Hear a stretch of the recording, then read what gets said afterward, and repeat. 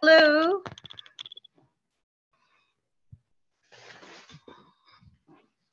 Eric?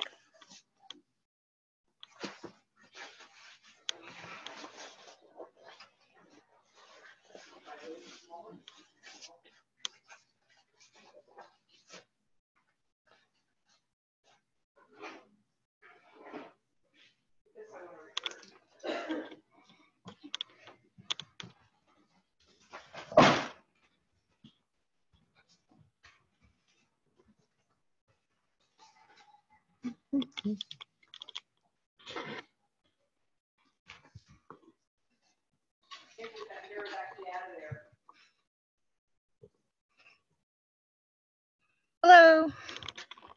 Hang on. I'm just getting set up. Hi, Liza. Hello. How are you? Doing well. How are you? Good. I wasn't as ready as I thought I was. I thought, oh, I better go get headphones. Well, good to see the beautiful trees behind you. So. Oh, yes. I am in East Hampton, New York. So Awesome. enjoying the nice weather. Okay. And are you in Durham? Yeah. Okay, cool. Yeah. Eric is around, but he's on mute. Looks like it, yeah. Yeah. I can unmute myself occasionally. Hi, Eric. Hello. So, are you in Albuquerque? Yes, very much in Albuquerque. Okay, cool. Are you in your office? I am, but I'm technologically challenged today. Okay. I hate when that happens. I'm sure the rest of the people will join. Oh, and they are slowly popping on. So, hey, Norris. Eventually. Mm-hmm. Hey, Liza, is Nick joining us? I don't think Nick can today, but Stacy will be on. Okay, cool. Yeah. Yeah, and we'll see if Sam and Alistair and all those other wonderful people will be on. So, I have a pool. Look. Is that your house? No, I wish. This is my friend's house. Cool. I came to visit. Hello, Adam. How are you? I'm doing well. Excellent. See, last time Adam was talking to us, he was outside. So It's true. That's great. It was a beautiful outside. I was at the beach. I almost did this from the beach today, but that would have been really cruel, right? Yeah. Really depressing. It was a nice beach day.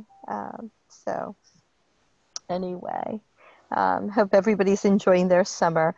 This is our last kind of call before the new cadence starts. So so we'll give everybody an opportunity to start brainstorming how we want to onboard. And so Eliza, were you at the summit? No, I just started working full-time about a month ago. Okay, great. And you work on Nick's team? Yeah, so I work with Nick and Stacy, and I will be working in the 3 new ESHIP communities that we have: Long Beach, Baltimore, and Central New Mexico. Okay. Whereas the rest of the team works in mostly other cities or in different kinds of research tasks. Okay, so the new ESHIP communities. Hey, Norris, what are you doing? I can't see. I have the magic button to close the camera so Mark Zuckerberg can't see what I'm doing.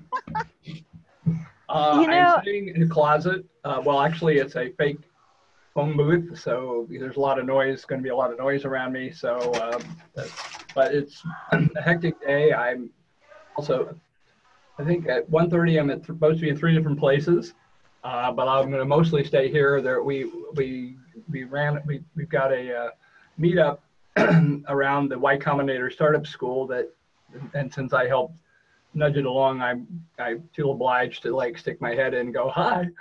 Okay. That the person running it is most capable, and it will be interesting to see if we can sexy it up enough to get more of the people, even people who are not signed up for the startup school. But so Great. that's kind of exciting. Getting ready for a big conference that starts Friday. In fact, starts. Okay. First thing we'll be doing is a research workshop on ecosystems. Ah, yay. We have say the top 20 minds on that topic. We've only got 15 of them. That's actually going to be kind of exciting. We got a lot of new voices, a lot of global voices in that are quite good, but no one knows that yet. So that'll be kind of fun. And I'll have an opportunity I've already begun some discussions about who needs to be recruited for Goal 5, and maybe we shouldn't. That the onboarding thing is going to be of great interest. The results of my quiz on the Hilbert questions was quite illuminating. You'd be shocked to know that the ecosystem builders and the academics ask very different questions. But part of this workshop will be able to share that. I'm also going to meet with NSA and EDA at the conference. They are both eager in supporting some of the things that we're doing. It's intriguing. EDA is more interested in the more academic side, even though they're the practitioners, and the NSF, who's usually the scientists, are more interested in the practical side. So I'm assuming that's a good omen. Okay. And I get to hear all about Andy's jury duty at 2 o'clock. Okay, that sounds good. He did not end up serving. No, by the way, it was apparently a murder trial, so I'm very glad. So, Eliza, Andy is the senior program manager that I report to at the Kauffman Foundation, and the ESHIP initiatives, such as the playbook and this community and the ESHIP communities that you work in, those all fall under Andy. So hopefully you will get a chance to meet him one day soon. Can I ask who joined us from the 202 area code? That's me, Alistair. Okay, great. Alistair, I'm going to rename you so everyone can see who it is.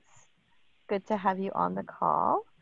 And I'm going to kick off the call since Norris was great and gave us his update. I want to go around and have each of you share just a little something, an update that you have going on, and then I'll let you know some of the things that I know are going on, and we'll go from there. So what we usually do, Eliza, is we popcorn, which means that we'll just call on a person, whether or not you know them. That's hopefully to get to know people, and I think that's a model of something that we're going to keep moving forward.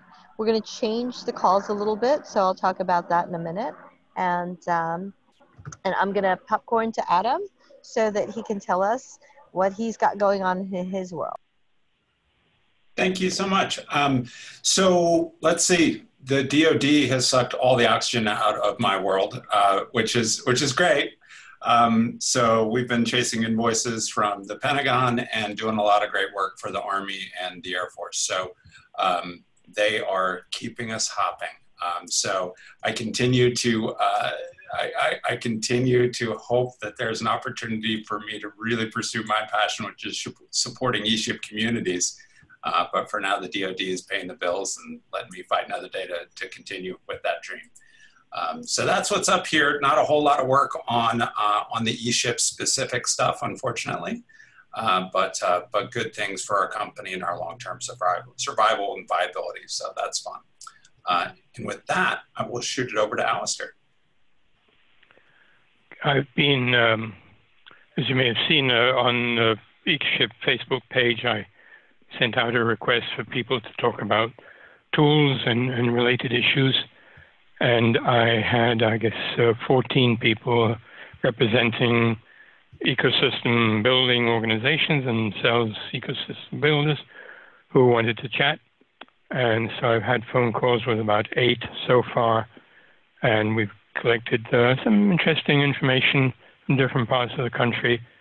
I'll be sharing some of that but it's not quite ready for the sharing stage. Plus, I want to make sure I'm not sharing anything that people might have confidential, but I think some useful results talking about the models that people see for their ecosystem and some of their particular needs and issues.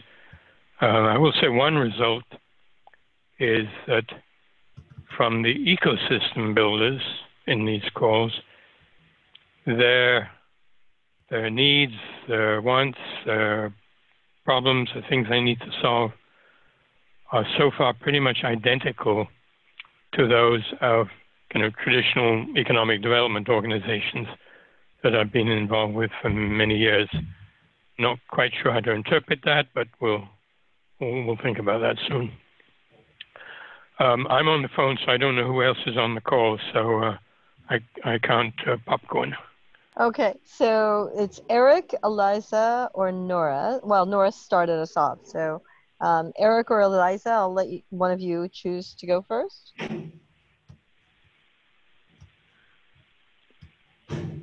I guess I'll go. Yeah. I'm Eliza, and obviously pretty new to these calls. Something in my world is I'm trying to create some type of, and design a research brief, which is like a compilation of what we understand about the barriers and assets in a city ecosystem. Trying to bring it from a paper format to like a report into a website interactive. So I've been doing a lot of creative thinking about how to communicate that information in a new format. And I'll popcorn to Eric. That sounds excellent. I'll mention two things. One, putting together sort of a planned proposal for the city of Albuquerque where I work to kind of revamp the way that it looks at dealing with data across the board, but also more performance-based metrics, developing that, et cetera, et cetera. There's some good stuff going on, but it's not all part of a, I don't know, really coordinated effort. So trying to make sure that that heads in the right direction. That's part one. Part two, Cecilia and a couple other folks we know, including Andy Stoll and Faye Horowitz, are part of a proposal for South by Southwest panels that's went live today. So I'm just encouraging folks to vote, but also make comments and share, because I think we see this, at least, especially related to all the goals work, we see this as an ongoing conversation. So looking to get more information from folks, looking to widen that discussion to people who haven't been participating so far. So I'm excited to see that launch and see that discussion and see where it goes. Thanks. Great, thank you, Eric. And thank you for all your hard work in doing that and putting that panel together. So we'll see if we get seen in South by Southwest, right?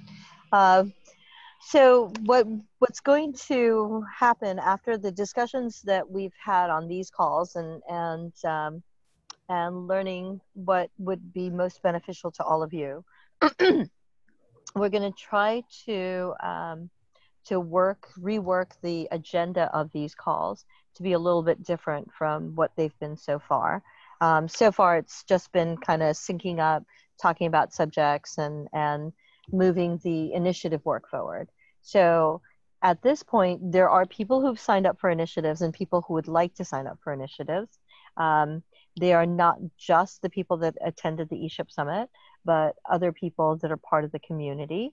And so we want to be able to inform people and level set and create more visibility around all of this work so that we can better inform and coordinate. So Andy, myself, Christine, Lauren, who are referred to right now as the ESHIP team,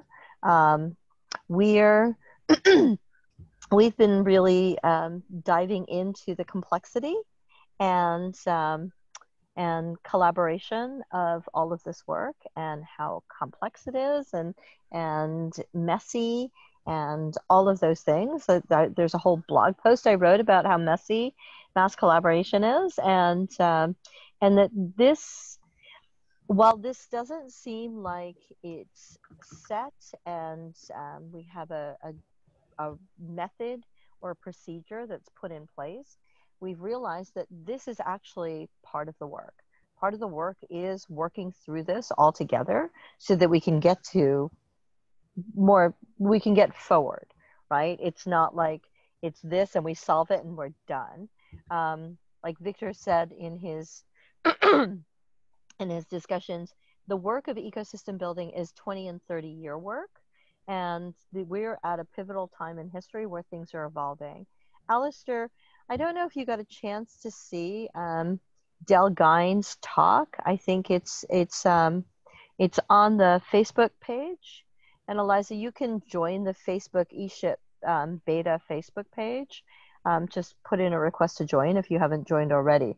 But Del Gines talks about it. And so Del is with the Fed, and he did a speech, he did a Firestarter talk this year about ecosystem building and how it is the evolving model of economic development. So I'm not surprised, Alistair, when you say that things are very similar, because I think it is all the same thing. It's just the new iteration or the next phase. And so some of that is going on right now.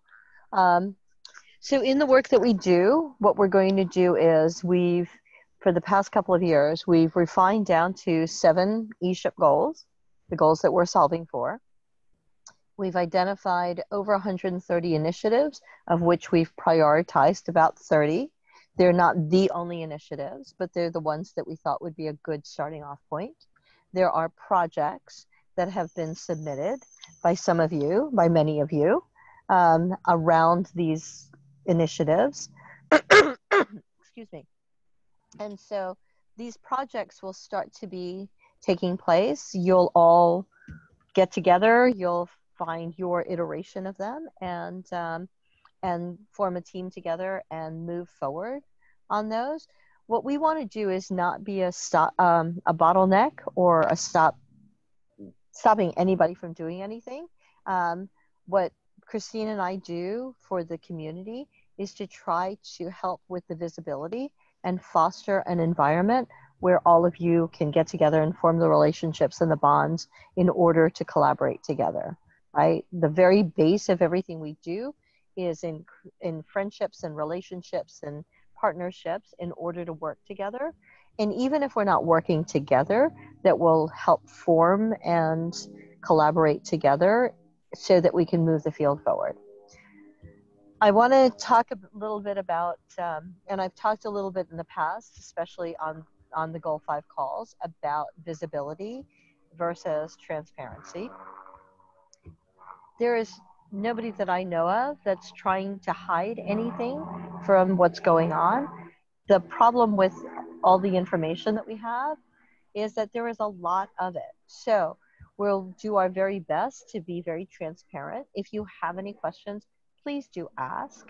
I don't know what you need to know, and sometimes you don't know what you need to know.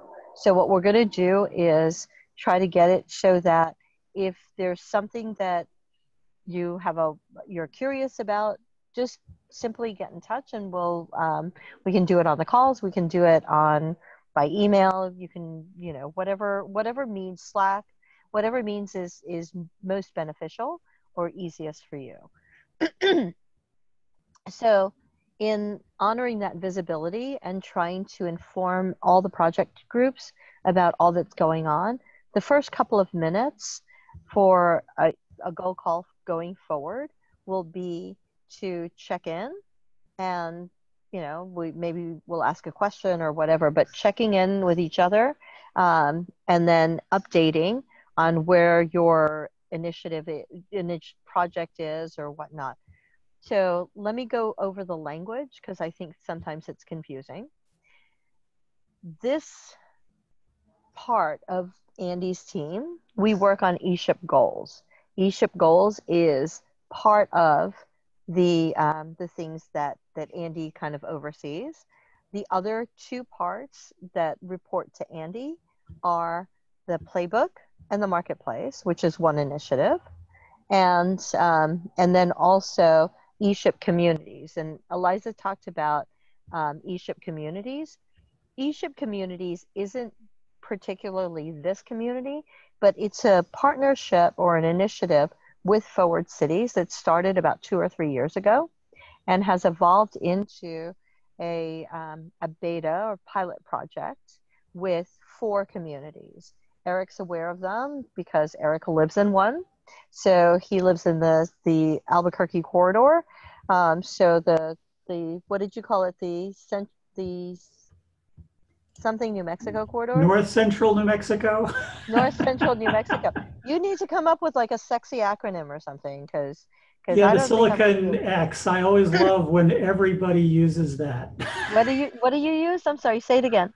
I was saying the Silicon X. Okay. And I hate it when people use that, just to All make right, that so clear. you'll have to come up with another one then. So Albuquerque, Long Beach, Kansas City, and Baltimore are the 4 ESHIP pilot communities that are being launched with the ESHIP Communities Initiative, which also reports to Andy. It is separate from the ESHIP goals work, except that we're all interconnected. So ESHIP goals work also works alongside the playbook, alongside the marketplace. So these are all systems, and we'll be working together and we'll be working apart as well. Andy and I and Christine also studied a lot about complex systems. Holy crap. I know Alistair is someone who's thought long and hard about complexity and complex systems and living systems. I'm reading lots of books about complexity. It's very interesting, but there's a lot. So just keep in mind that we are all learning together about all of this stuff. So again, the first couple of minutes will be a kind of a check-in. And then the next 10 to 15 minutes of a call will be some kind of peer learning. And whether it's to talk about how pick a subject that goes with, practical metrics and methods. Is it talking about a scope of work that's that you can learn from? Maybe we'll hear a little bit about stuff from Alistair's book that he could help us with. There'll be a sign-up sheet that's going to be put into the Slack channel so that everyone can help curate that content. On it will be the names of the ESHIP champions and a co-facilitator or 2 that will take at least a 6-month stab at leading or co-facilitating the call. I will be here to turn on the call or to have it turn on automatically, but the call is really for all of you. And whether or not I'm on the calls going forward should not affect what happens. I will check in and give you whatever updates I can from the foundation's end and all the stuff that's working in other goal calls. But my role is really to help support you in supporting yourselves. So, so then there will be topics of discussion that are posed by all of you that are on the calls.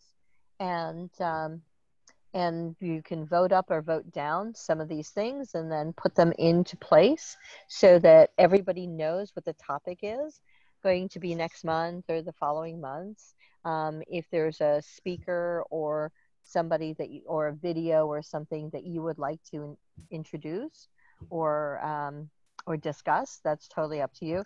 And then the last half hour of the call will be a discussion of that topic and anything else that comes to mind.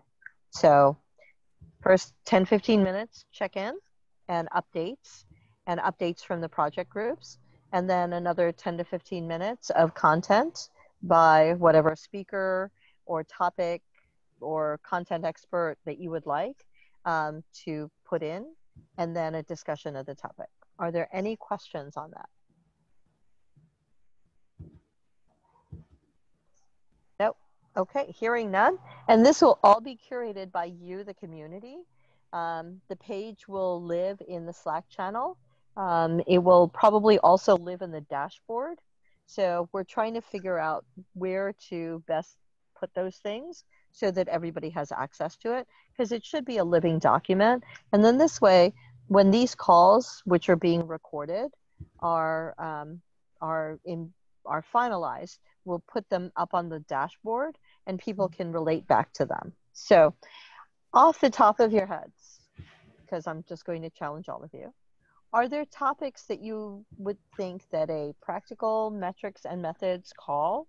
Are there things that that you think you'd like to put on that list? And is there a running thing there? Adam's nodding his head like, yes, there's definitely stuff.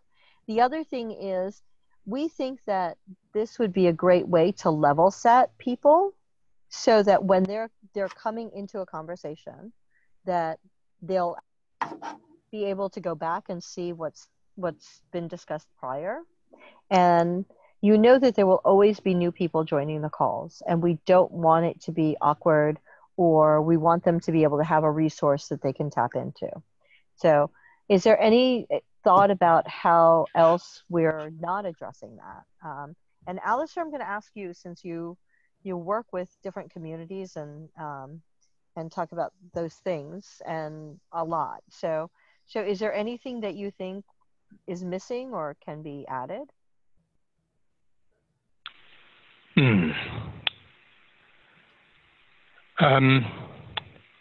I think one thing we have talked about on the Slack channel is sometimes there's a tendency to jump to talking about metrics, where before you can figure out metrics, you need to figure out measurements and what to measure.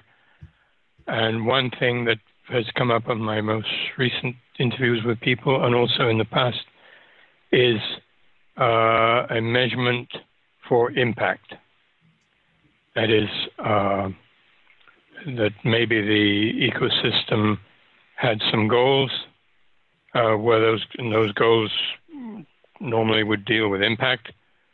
Then how do you measure if you've achieved that impact? I think that's I could take just one very quick example. Mm-hmm. Well, we're all concerned about what happened in El Paso, but in fact, the El Paso Innovation Hub, and on the Mexico side, the Innovation Hub in Juarez, one impact that they came up with is that they want to improve the quality of life, particularly on the Mexican side. And this was a joint effort, U.S.-Mexico. So the question is, what constitutes the quality of life, and therefore, how do you measure them? I don't know if that helps. Yeah, it's interesting. I know that we've talked on these calls about the possibility of, one of the big questions that we have around all of this work is how do we know we're getting closer to solving for the ESHIP goals, right? How do we know what impact we had? So that's another thing. Eric, you've got something to add? I was just, sort of building on that. That's one of the things that's top of mind for me right now is how do we develop, and maybe I'm not sure if this is discussion or a little bit of a presentation plus discussion on just developing those performance measures and really digging into, let's come up with maybe a straw man on something you want to measure, and then how can we actually look at finding ways to measure that. It's always fun and interesting. It's definitely always fun and interesting. Norris? Yeah, well, there used to be, in fact, all this stuff all the time. Yes. There used to be a cottage industry on measuring quality of life, and they found out it's really tough. To Alistair's point, what is it you're trying to do, and how will figuring out what it is we're trying to measure before we come up with the metrics. Metrics tend to be convenient. One thing that I don't know whether this is funny or not, but every objective measure of the quality of life of a community is almost completely uncorrelated with what the community thinks and perceives the quality of life to be, which is maybe a little scary, but maybe an opportunity. In my discussions I've had, people are looking for both reflective and predictive measures. We'd like to know if we do this, what's going to happen in X number of days, months, years. And we want to be able to look back, are we there yet kind of measure, which is maybe the wrong phrase, but there's a lot of interesting stuff. I think, what Alistair raised could have quite an interesting discussion around what is it? That would be one facet of one outcome rubric that might be very very interesting to explore, because while it's messy and all that, it's certainly something that's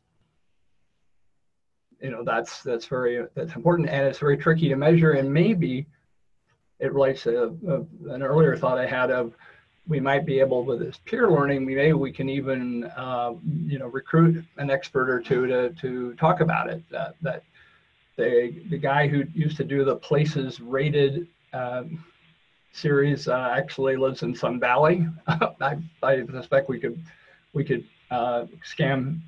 could persuade him to help out. But I think it just simply getting a sense of what is it, a baseline, what is it that communities measure now? I've seen studies of metrics that states and cities have as, how well is our, innovation economy going? And there are a lot of variables that are, it's a nice way to say self-serving. Let's pick variables we're going to score well on.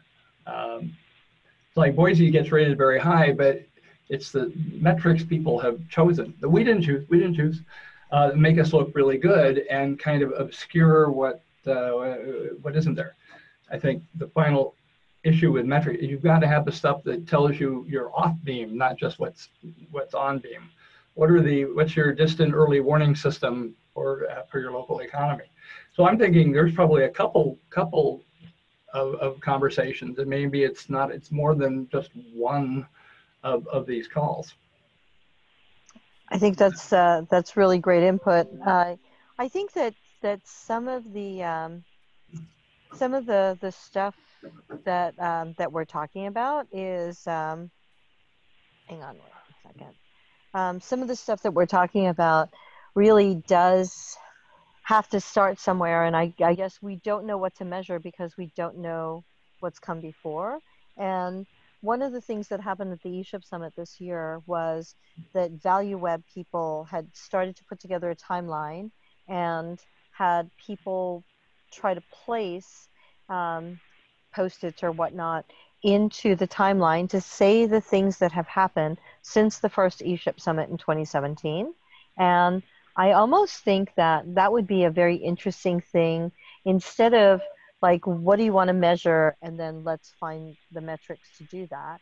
It's also getting a list of things. Maybe it's just more brain dump, and this is a horrible way to do it, but I don't know how else to do it, is to brain dump all the things that have happened to each of us since 2017 up until this point in time, and then see what the patterns are.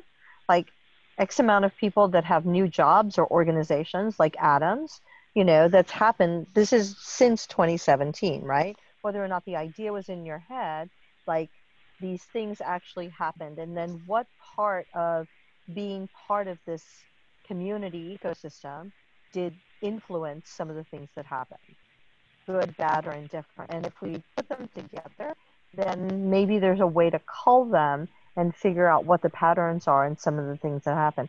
How many X amount of relationships? Because I think when we started at ESHIP, we had, what is it, Collaboration AI, had us measure how many people we knew when we first got to the summit, like how many people you were connected to. And then at the end of the summit, trying to figure out how many people you were connected to after the summit. And now how much has that grown? And where do all the networks become? So I'm curious to hear from Adam. And by the way, Adam, I was going to ask you, are you connected with AFWorks? Yeah. Oh, good. So do you work with our friend Joey? I do indeed. He and I are meant to have a call today, in fact. So well, tell him that I sent him an email, and I expect him to reply back a little bit sooner than the last time he's replied. Oh my gosh. Well, those guys are Team Air Force is up in Boston doing 400 contracts in under a week right now. So those guys are getting after it. Well, so good. I'm glad. Yeah, so that's Joey's world right now. Just to get, not to talk out of school, but he is a busy fellow. I'm glad that keeps him off the streets. But so tell him I said hello, and there's an email in his queue. Will do. Okay. So So let me ask you what your thoughts are. With regard to the format of the calls, I think it sounds fine. I think it sounds fine. I think that you know me. I'm quite focused on the more operational aspects of how we go from idea to Kauffman funding to running some big experiments and seeing if we're making the difference that we think we can make out in the world. So that remains very much my interest. I'm looking for the rules, and then want to get on the field and play and compete. So that very much remains my interest. But in terms of the community building aspect and the format that you've laid out, sounds great. Okay, I don't know how many rules there are. I don't know that there are rules, because who's making the rules? So, but generally so the people with the money. Well, they're actually. So the interesting thing that I've discovered in working with the foundation, because I don't work at the foundation. So the interesting thing I find is that that the people, because I don't know where the checkbook is. I keep looking, but there is no checkbook out there.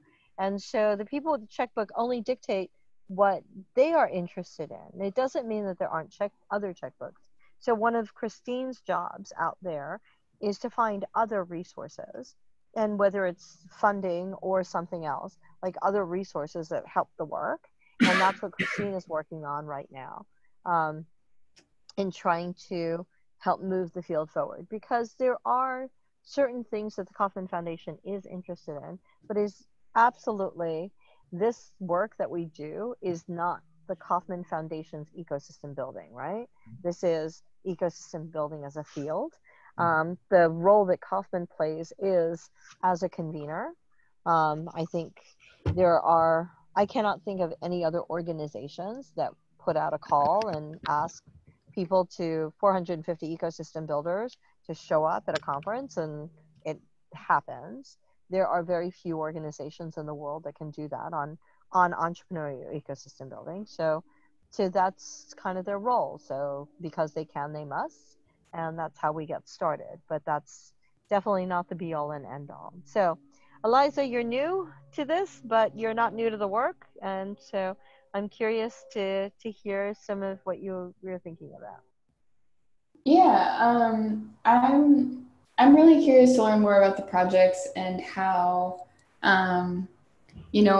how people fit it into maybe their other work. Like, I know Adam was talking about how he is being pulled into a lot of his other work right now. And I have the privilege of being able to work on this all the time, but just how people balance that. And then, how, if everyone on this call is working on the same project, or if they're different projects, kind of, will the purpose of talking about those updates be to share common learnings, or, so those are my first couple thoughts on it. I think that while I may have some notions, Eric and Norris, who have been on these goal calls more often than anyone else, may have a good answer to that. As in, how does this all fit together? I was going to say poorly, but we make it work anyhow.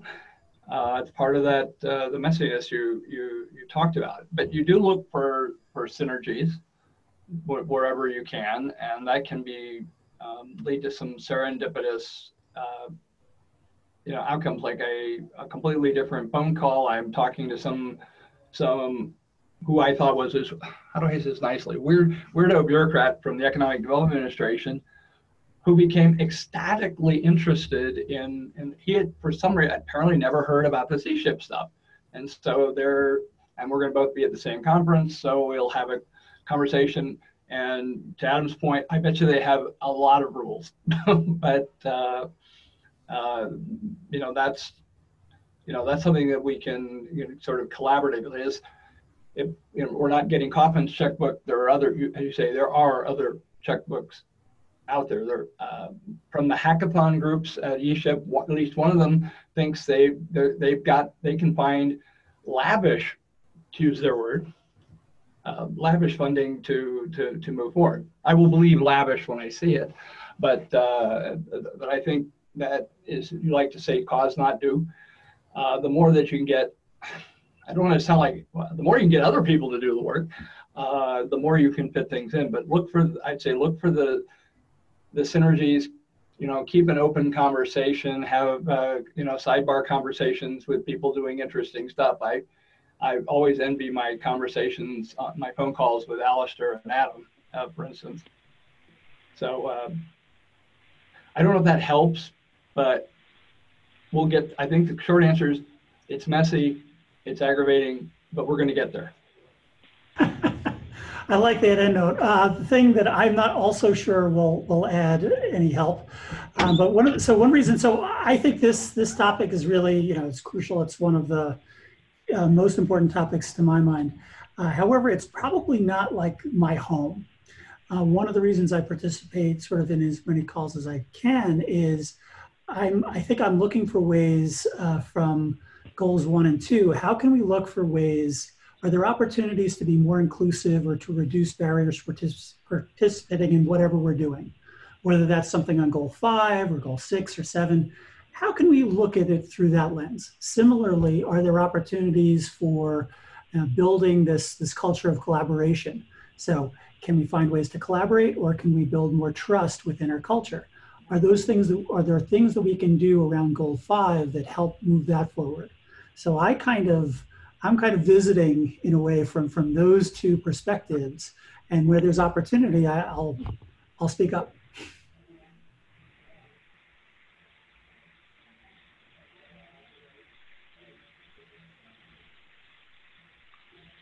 You don't have to wait for me for a prompt. So yes, Alistair, go ahead.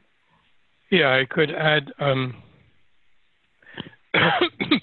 excuse me, the question of barriers is really interesting, because yes, we want to break down barriers that are barriers for gender or race or nationality or anything like that. But particularly in the history of science or development in general, barriers can in fact be helpful, because when you either get around a barrier or you break down a barrier, sometimes you can learn something useful. I mean, Celia mentioned messy earlier. This stuff is very messy. But if you think in science, in electronics, for example, and we first had thermionic tubes in equipment, and then they just were too big and we wanted something smaller. So that barrier was achieved by inventing the transistor. And then the other barrier was you can only make those so small, so we broke down that barrier by the integrated circuit. So that's the case where a barrier actually was useful because it stimulated innovation. If you want to get around something, you have to be innovative. If you want to break it down, you have to be innovative. So I look at sometimes that we shouldn't necessarily lump all barriers into one kind. The kind we definitely want to have zero barriers with, which is, again, things like race, gender, ethnicity, and so on. I like that. I like that a lot. It's, one of the things that we talk about too, about the speed bumps, the messiness in all of this work, is that the natural go-to has been to go around it, to skirt the issue, or to leap over it or brush it aside. And the work of collaboration is really working through these things together. Without working through these things together, we'll never perfect that process, or we'll never get better at it. And the problem doesn't actually go away. It's actually the people end up going away because they get frustrated or shut out, but the problem never goes away. And so exactly, yes. It just festers, right, Alistair? So then right. It takes a new form, but it doesn't go away. So I think those are actually, go ahead. Well, just to emphasize your point, you have to be sure that there is no longer any barrier. You're suggesting it may still be there, we're just sort of ignoring it. Mm-hmm. But you have to break it down, just in the electronics examples I gave. There are undoubtedly better ones, but course, the famous story there of getting around a barrier is that the USA spent millions of dollars developing a pen that could work in space, ballpoint pen that would work in space. Right. That's a beautiful story. And the Russians got around the problem by giving their astronauts pencils. It's a great story, but in fact, it's a myth. It's completely untrue. But it sticks around. But it sticks around forever. But you know, again, that's an example of a barrier that was removed, supposedly, even though it didn't work out that way. Well, I think that the idea that sometimes we have the answer all along, and we just don't know what it is until somebody says it, right, Adam? Yeah, yes, you saw me on mute. Well, so I think this is a really interesting discussion, and perhaps the following is a helpful way to frame it. Alistair, I think you said it well when you talked about demographic things. Nobody wants any barriers into the participation in entrepreneurship. It ought to be a human right to find your bootstraps and be able to pull up, right? So I think we can all get on board with that. What I think is an interesting sort of second and third layer set of barriers are the barriers to becoming a successful entrepreneur. And those barriers are manifold, right? And so the work that I've been doing for almost a decade now is to illuminate what barriers the entrepreneur herself is facing, and to help to take that from a vague, fuzzy notion, oh, I'm stuck, to say, no, look, focus on this thing. This particular thing is what's holding you back. And if that pile of things is too big, often the answer is you're not cut out for entrepreneurship. So, or perhaps this particular business that you've chosen is just not going to work. And so I think that the barrier framing, I think that, Alistair, the thing that you said that sticks with me is that it's not always helpful to demonize barriers, because barriers are what define success and failure for the small businesses that we're here to help foster. Yeah, without barriers, we might even say there can be little innovation. For sure. I think that's important to put a pin in for, especially for Eliza and Eric, in some of the work that you do. And Eric's focus on inclusion is that I love the way that Adam said it. It's eliminating barriers to participate, right? And the really challenging part sometimes is to talk, and we'll probably talk more about this in the Inclusive Goals call, is that sometimes it's really hard to tell people who have been systemically and historically underrepresented to be able to tell them that their idea isn't a good fit. It doesn't mean that they're horrible people or they're just not good entrepreneurs. It just may mean that the idea or the project, it's not time, right? And timing is also crucial to all of this. So that's a really hard conversation to have, and to be able to come at it with the mindset of, okay, so maybe this wasn't for you right now. That doesn't mean that it's not for you forever, or there aren't skills that we can't teach, right? So I'm more of a fan of entrepreneurial programs that teach process. If you teach people how to be entrepreneurial, not just that to bring their product to market or to bring their concept to market and how to monetize that, but if you teach them that, people that are serial entrepreneurs, they're just going to, and I think everybody's got the potential of being a serial entrepreneur if they're made to be an entrepreneur anyway, right? But then there's some of us, and at this time, I can tell you that I started out with an entrepreneurial project, but I'm a much better ecosystem builder right now than I was an entrepreneur then. It just wasn't the time for me to do that. So. Yeah, well, and just to pile on there, I think really part of the key in the language here is to separate the quality of one's strategy from the quality of the person, right? And I think that we as the broadest possible community of people that are trying to help entrepreneurs the kindest thing you can do, and this is highly ironic, but the kindest thing you can do is call out a hopelessly broken strategy for what it is and do not pull any punches, because that entrepreneur needs to hear that. If you can save him or her a day, a week, a month, that is time that they otherwise would never get back.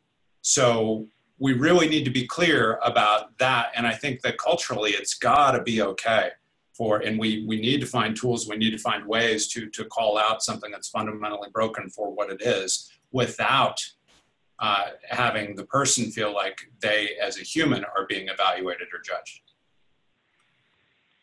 Yeah. And so well, one way with that, I'm sorry. Go ahead, Alistair. I don't want to dominate, but one way with that, you can make it a little easier, is when you tell somebody this is not for you, to then add, for example, but have you thought about such and such? Or maybe you should check into such and such. So give them something that they can do to encourage them.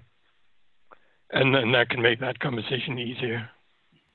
I like that a lot. I think, so what I was going to add to that is when we talk about these metrics around that, because some of the metrics that we measure for is whether or not, this ecosystem has X amount of successful entrepreneurs, right? And we count the failures as a loss.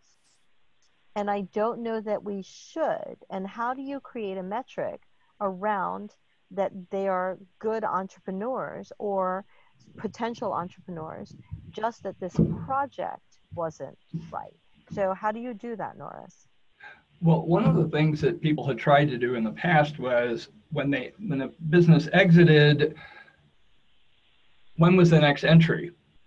And what was interesting is there was like a huge blip at about 2 years that between entry and exit was highly variable, but if they exited, the modal number of the median number of people, like 2 years later, they were back in the game. Not everyone, but there seems to be a natural, maybe there's some sort of natural rhythm to that. Maybe that's an artifact of the data, but do they try again? And people have done qualitatively looked at what is it they did to get better. What did they recognize what happened? And I just remember that the one thing that was number one with a bullet was they had to get better at cash flow analysis and cash flow management. I think there are a set of things, and if we followed Adam's lead, there are some skill sets, some activities that are clearly more productive than others, and we need to do a better job of training them in that. Just, oh, here's the business model canvas, and oh, here's a course on design thinking, or oh, here's something on MVPs. Is that perhaps one of the things I suspect, and I had this conversation with Victor a couple of years ago, was in a healthy ecosystem, there are no shortage of great entrepreneurial learning experiences. And that's something we might be able to get their hands on. And for Alistair, can you hear this? Can you guys hear this? You know this song, right? Yeah, you got to be cruel to be kind. Yeah, it's a great video, but I'll turn it off. It actually is his wedding. Anyway, anyhow, there's a guy who has a sense of humor. But I'm thinking is figuring out, when to hold them, when you fold them. That's theoretically what the business model canvas and the lean startup model is supposed to be doing. But, that's something that there probably is an education piece in that. But I am with Adam. Adam, if we can figure out, get some broad strokes as to, some high value leverage points, that would be awesome. Because, I live in a community where in Idaho, almost every year we are number one per capita in startups, and we're near the bottom for growth companies. Is that good? Is that bad? It's sort of bad because we claim we're a hotbed of growth companies. But I think, what can we do to help the entrepreneur, what can we do to help the community might be two different questions, but I think it's worth having, having that discussion. Well, Cecilia, let me interject two things. There are two direct ways to measure failure and its role. The first is to measure the progress over time of an individual entrepreneur with her strategy, right? So snapshot A, snapshot B, snapshot C. Are the barriers that are most holding her back the same, or is she learning from them? It's a bit of an indirect measure, but it's a very explicit measure of the progress over time, the quality, the holistic quality of her strategy, not necessarily tied to a company, but tied to that woman as an individual. That's thing one. Thing two, the Arizona Commerce Authority, our client, has started to do the following. They have started to request, as part of their grant funding program, a narrative on the feedback that the entrepreneur got in the earlier rounds. And then they ask them to react to that feedback. And they use it as their no assholes, not coachable filter. But it is a means by which one can directly measure the coachability of an entrepreneur. And coachability, I think we can all agree, is, how much does that play into the mix of success is a thing about which reasonable people can disagree. But we can all agree that coachability is crucial to success. So those are awesome, Adam. There's a couple big European accelerators that part of the price of admission is at once weekly, twice weekly reflective diary, and they're going to, and they have to reflect on the coaching they get, and they get two kinds. They get regular visits from expert mentors, and then once a week they get their shins kicked by basically a murder board, and they start out listening to the murder board and only listening to the mentors. And at some point the switch flips, and they push back against the maybe unfair critique of the murder board and start really listening and bringing and internalizing what the mentors are saying. And if they don't do that, they don't tend to last in the accelerator. I don't know what they push them out or not, but it is. And reading the diaries, there is like that light bulb moment. And so many times like, oh shit, I should have listened to Adam, or I should have listened to Celia. I see Alistair's jumping in, so I'm going to shut up. No, I wasn't jumping in. I forgot to mute. I was breathing heavily, so excited. Well, on that note, actually, so now though, we talked about the entrepreneur, but how do we measure the success or failure of an entrepreneurial ecosystem builder, whether it's an accelerator, incubator, programs, things like that? Because without the knowledge of, I know there are programs out there that skim just the cream of the crop that they see, and that measures the success of that program, accelerator, incubator. But at the same time, part of it is like the success rate, right? So there's no incubator accelerator model that's going to want to give you a crappy rate of these are X amount of people that opted not to start their business. But in fact, that may be a successful model of something because they were able to help the person and the project better than if they had only taken the ones that didn't. I went to a demo day once where nobody needed funding. I've never seen that before. Like 8 companies came up and pitched and nobody needed funding, which I don't know what message you get from it, but the one that I scheme is, wow, so did you just pick already successful ventures? So that, why did they need your program except that they got great publicity out of it? So I don't know. So there's a lot of different things. And I think that maybe failures, things like that would be a good thing to measure also. So I'm going to invite you all to curate on the list because you already have the beginnings of great ideas of the topics that you want to and are good at covering and discussing. So on that note, let's check out. Let's see. We can check out with a note or a word, but I really started to embrace Norris's idea of this unreasonable ask. And I don't know that it's an unreasonable ask, but maybe kind of what like if you've ever been to a 1 million cups gathering, and at the end of the 1 million cups gathering, the last question for the entrepreneur is always, what can the 1 million cups community do for you? So what I'd like to do is turn it around and have each of you answer or ask the question. So I'm going to ask you, what can the ESHIP community, the ecosystem building community, do for you? And if you have something you want to just put out there in the world that you would like to have happen, that's what we're going to do. So let's start with Alistair.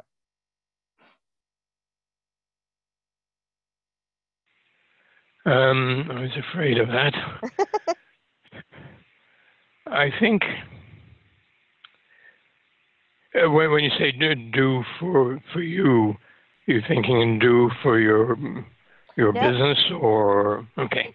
It could be personal or professional, Alistair. If there is there something that we as a community, as an individual, can do for whatever your needs are, whether it's to, I don't know. I know what Eric's is. So maybe we'll start with Eric. Well, no, I can go. I'm ready to go. Go for it. Okay, you go. Give me a chance. Think. So I don't always have an ask, but today I do. Yeah. So if you have a chance, please go ahead and vote for the South by Southwest panel picker for a moonshot for growing entrepreneurship across the U.S. I put the link in our group chat, but we'll be sending it around in the Facebook group and some other places. So we'd love to see that get on stage and help move forward the message of ecosystem building. Alistair, are you okay if I popcorn to you? Yes, you give me time to think. I'm naturally a slow thinker, so I always need time. I think for me, it would be, how can ecosystem builders increase the level of trust in their communities, and particularly trust between the various organizations that are the building blocks of their ecosystem. And let me popcorn to Adam. I really don't have an ask today. So I guess my ask would be, keep me and the technology that we've been working so hard on in mind. When you come across problems that you think we could help solve, we'd love to play. So with that, I'll pass it to Eliza. Cool. I guess responding to Cecilia's question, what can this space offer? I think it just, as I'm continually learning, just coming back to the long vision, and day to day, we think about the short vision, but also having that long term, okay, what are we working towards? And I'll pass it to Norris. You're on mute. I want someone to tell me I want Zoom to tell me when I'm actually muted when I'm not, and vice versa. But I was going to ask for Eliza's glasses, but that would be wrong. My original thought was I'd like to figure out how Goal 5 can get more projects approved than any other goal, but that probably also would be wrong. So what I love for everybody on this call or who are listening to this call is, I love this idea of peer learning. Is if everyone could, either post it or shoot me an email saying, here's something really cool I could teach you in let's say 15, 20 minutes. And you could even give us homework to do in advance. I think that would be, there are lots of interesting skill sets out there that we aren't even beginning to tap into. I'm sure Adam could explain all of graph database and graph models in 15 minutes, right? I'm ducking. He's like going, no. But certainly getting a primer on, I think you guys would really love what Adam's working on. Primer on what Alistair's book is about, which is astounding. There's just, everybody on this call has got something cool. Maybe we can get Celia to teach us something. So she has to come to our calls. Thank you. That would probably, I think that's reasonable, actually. So who's left? Eric? No, Eric went. Oh, Eric All went. right. So, yeah, but yes, and vote for the panel picker. Okay. So with that, thank you all. My ask is that you keep coming and showing up like you do and giving back like you do. I am trying to get away from the idea of give before you get. I think that comes from a place of privilege. And unfortunately, not everybody has that benefit. So I love that you come with a mindset of sharing.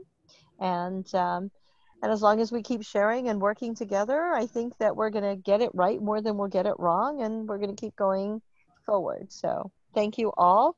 Have a great week. And for if you know anybody who would like to get more involved in the community, and Liz, I would welcome you to be on the webinar this Friday. Andy and I will be hosting a webinar on how to get more involved in ESHIP projects. And for the rest of you, you're kind of, you kind of know the deal, but you're all more than welcome to sign up for the webinar. It'll be a lot of review and things that you already know, but I appreciate your energy. And then for those of you who will be helping to co-facilitate, we'll be doing that call the following week. So we're going to take that week off of goal calls next week, and then we'll come back next month with that agenda in place. But I will put in that piece of paper, the Google form that we can start filling up for ideas of topics that Norris will help curate. So, all right. Thank you again. Take care. Thanks. Thanks, everyone. Bye. Appreciate it. Bye. Bye.